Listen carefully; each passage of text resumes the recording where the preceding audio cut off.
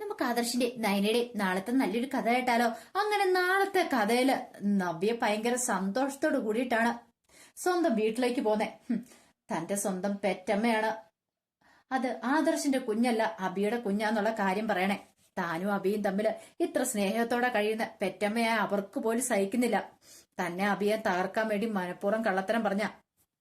ഇല്ലെങ്കിലോ ഒരു കാരണവശാലും David sir കള്ളത്തരം പറയേണ്ട കാര്യമില്ല. DNA ടെസ്റ്റ് ആ സത്യങ്ങൾ പുറത്തു വന്നു. തന്റെ അബിയുടെ കുഞ്ഞല്ല ചന്തുമോൾ എന്നുള്ള സത്യം. എന്നിട്ടും അമ്മയ്ക്ക് എങ്ങനെ ഇങ്ങനെ ഒരു കള്ളത്തരം പറയാൻ തോന്നി? പെറ്റമ്മ ഇങ്ങനെ കള്ളത്തരം പറയാവോ? സ്വന്തം മോളുടെ ജീവിതം നശിപ്പിക്കാൻ വേണ്ടിയിട്ട്, മറ്റൊരു മോളുടെ ജീവിതം രക്ഷിക്കാൻ വേണ്ടിയിട്ട്, നയനയെ പ്രൊട്ടക്ട് ചെയ്യാൻ വേണ്ടിയിട്ടാന്ന് തോന്നേ അമ്മ ഈ കള്ളത്തരം പറഞ്ഞേ. പക്ഷെ ഇതങ്ങനെ അനുവദിച്ചു കൊടുത്തുകൂടാ. ഇപ്പൊ തന്നെ ചോദിച്ചിട്ടേ ഉള്ളൂ എന്ന് കരുതിയിട്ടാണ്. അത് അറിഞ്ഞു കഴിയുമ്പം നവ്യ നേരെ സ്വന്തം വീട്ടിലേക്ക് ചെല്ലുന്നേ. അങ്ങനെ ചെന്ന് കഴിഞ്ഞപ്പോ അവിടെ ചന്തും കനയും ഗോവിന്ദനൊക്കെ ഉണ്ടായിരുന്നു. എല്ലാരും നല്ല ടെൻഷനില്ല. കാരണം നവ്യയുടെ കാര്യം ഓർത്തിട്ട് എല്ലാവർക്കും ബുദ്ധിമുട്ടുണ്ടായിരുന്നു. എന്തായി തീരും, എങ്ങനെയായി തീരും? നവ്യ ആരോടും ഒന്നും സംസാരിക്കുന്ന പോലും ഇല്ലല്ലോ. ഒരു പക്ഷേങ്കില് ഇങ്ങനെ ഈ മിണ്ടാതിരിക്കുന്നതിന്റെ പിന്നില് ഒരു പൊട്ടിത്തെറി ഉണ്ടാവോ എന്നെല്ലാരും ഭയക്കുന്നുണ്ടായിരുന്നു. അങ്ങനെ ഇരിക്കുമ്പോഴത്തേനുമാണ് നവ്യ അങ്ങോട്ടേക്ക് വരുന്നേ.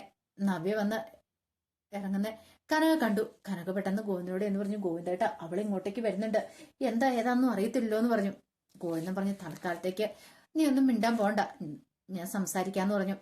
അങ്ങനെ ഗോവിന്ദൻ ചെന്നിട്ട് ആ മോളോ കേറി വാ എന്നൊക്കെ പറഞ്ഞിങ്ങനെ വിളിക്കുകയാണ്. അത് കേട്ട് കഴിഞ്ഞപ്പോഴത്തേനും നവ്യ പറഞ്ഞു, അതെ ഞാനിവിടെ ഇരിക്കാനോ നിങ്ങളുടെ സൽക്കാരം സ്വീകരിക്കാനോ വന്നൊന്നുമല്ല, പറയാനുള്ള കാര്യങ്ങൾ പറഞ്ഞിട്ട് പോണെന്ന് എനിക്ക് തോന്നി, അതുകൊണ്ട് വന്നാന്ന് പറഞ്ഞു. അപ്പോഴേക്കും നന്ദും കൂടെ അങ്ങോട്ട് ഇറങ്ങി വന്നു. ആ സമയം നന്ദി ചോദിച്ചു, എന്താ ചേച്ചിക്ക് എന്താ പറയാനുള്ളതെന്ന് ചോദിച്ചു.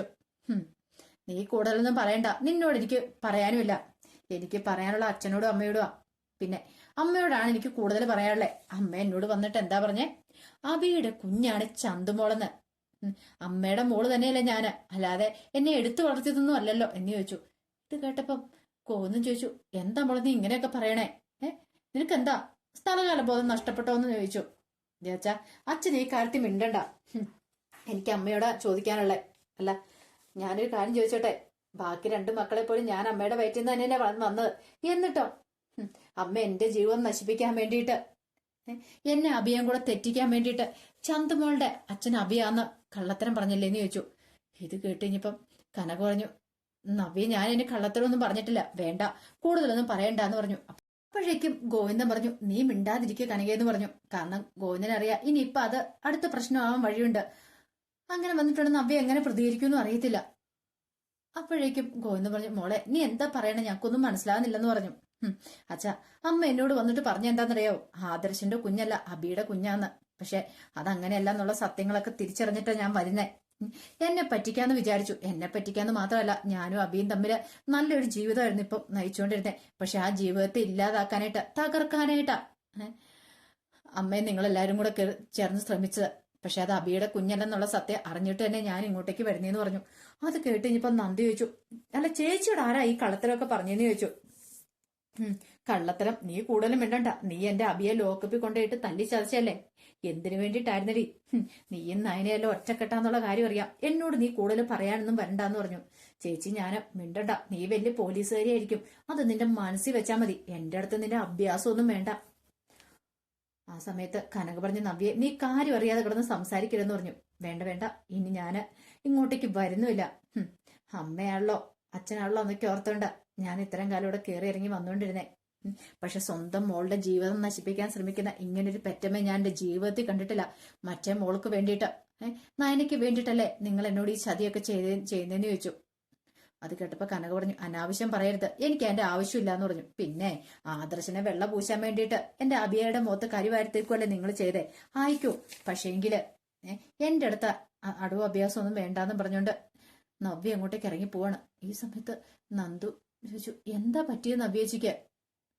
എന്തോ കാര്യമായിട്ട് സംഭവിച്ചിട്ടുണ്ടല്ലോ അമ്മേ. ഒരു പക്ഷേങ്കില് ഇനിയിപ്പൊ അബി എന്തേലും പറഞ്ഞ് തിരിച്ചു കാണുമോ? ചന്തുമോൾ അവന്റെ കുഞ്ഞല്ലെന്നും പറഞ്ഞുകൊണ്ട് എന്തേലും കാര്യങ്ങൾ പറഞ്ഞ് മയക്കി കാണുമോ? എന്നാലും അവൾ ഇത്ര ആത്മവിശ്വാസത്തോടെ വന്ന് ഈ കാര്യങ്ങളൊന്നും പറയില്ല. അതൊന്നുമല്ല, ഇനിയിപ്പം DNA ടെസ്റ്റ് നടത്തുവോ മറ്റോ ചെയ്തോ? അങ്ങനെ നടത്തുവാണെങ്കിൽ സത്യങ്ങൾ പുറത്തു വരില്ലേ? ഇനിയിപ്പൊ ആരെങ്കിലും നവ്യേച്ചിനെ പറ്റിച്ചു കാണും, എനിക്ക് അതാ തോന്നിയെന്ന് പറഞ്ഞു. പിന്നീട് നവ്യ നേരെ നയനയെ കാണാനാണ് പോകുന്നത്. അങ്ങനെ നയനയെ കണ്ടു കഴിഞ്ഞപ്പോഴത്തേനും നബി പറഞ്ഞു, കൊള്ളാം, നീയും നിന്റെ അമ്മായിമ്മേ പിന്നെ അമ്മ എല്ലാരും കൂടെ ചേർന്ന് കളിച്ച നാടകം എഴുന്നതല്ലേന്ന് ചോദിച്ചു. എന്ത്?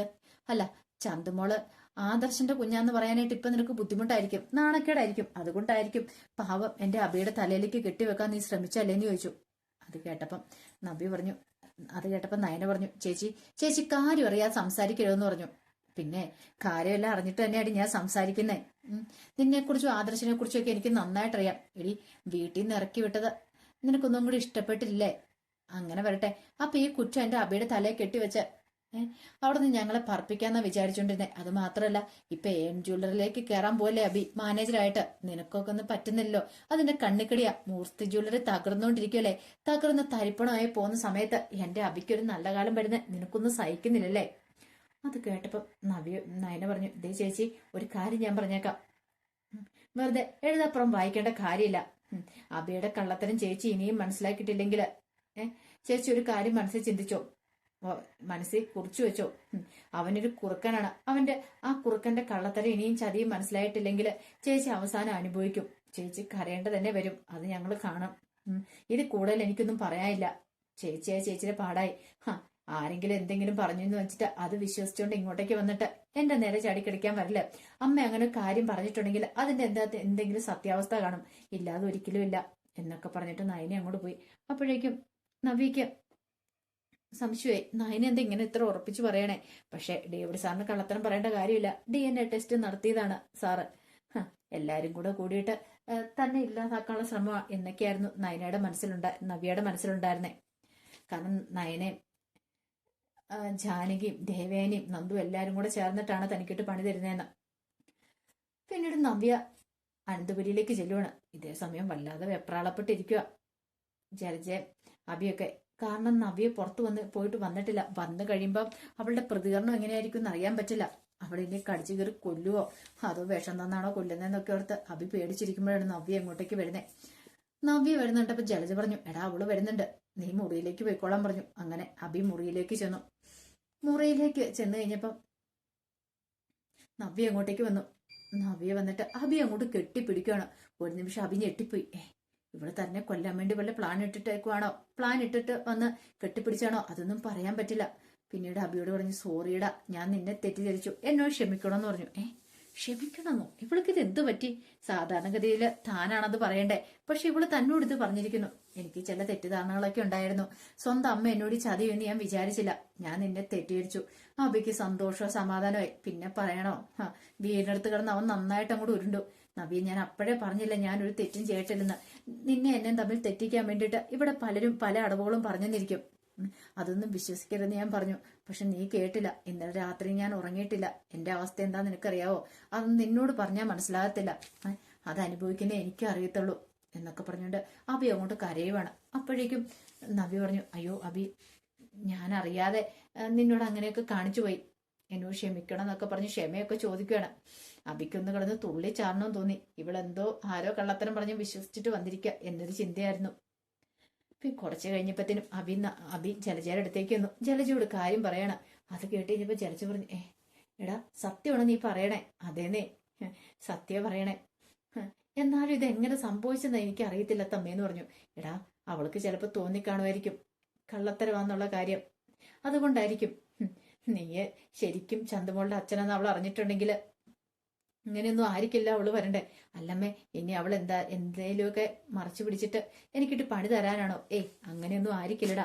അവളുടെ മനസ്സിൽ ഇപ്പൊ നല്ല സന്തോഷമല്ലേ? അവളുടെ മുഖം കണ്ടാൽ നിനക്ക് അറിഞ്ഞുകൂടെന്ന് ചോദിച്ചു. അതെ, സന്തോഷം തന്നെ. എങ്കിൽ പിന്നെ നീ പേടിക്കണ്ട, ധൈര്യമായിട്ടിരിക്കുക, ഇനി ഒന്നും സംഭവിക്കാൻ പോകുന്നില്ലെന്നൊക്കെ പറഞ്ഞുകൊണ്ട് ആശ്വസിപ്പിക്കുകയാണ്. അപ്പൊ അതിന്റെ വിശേഷങ്ങളൊക്കെ നമ്മൾ കാണാൻ പോകുന്നത്. ആ വിശേഷങ്ങൾക്കായി നമുക്ക് എല്ലാവർക്കും കാത്തിരിക്കാം കേട്ടോ. ഒരിക്കൽ കൂടി എല്ലാവർക്കും ശുഭരാത്രി നേർന്നുകൊണ്ട് നിർത്തുന്നു.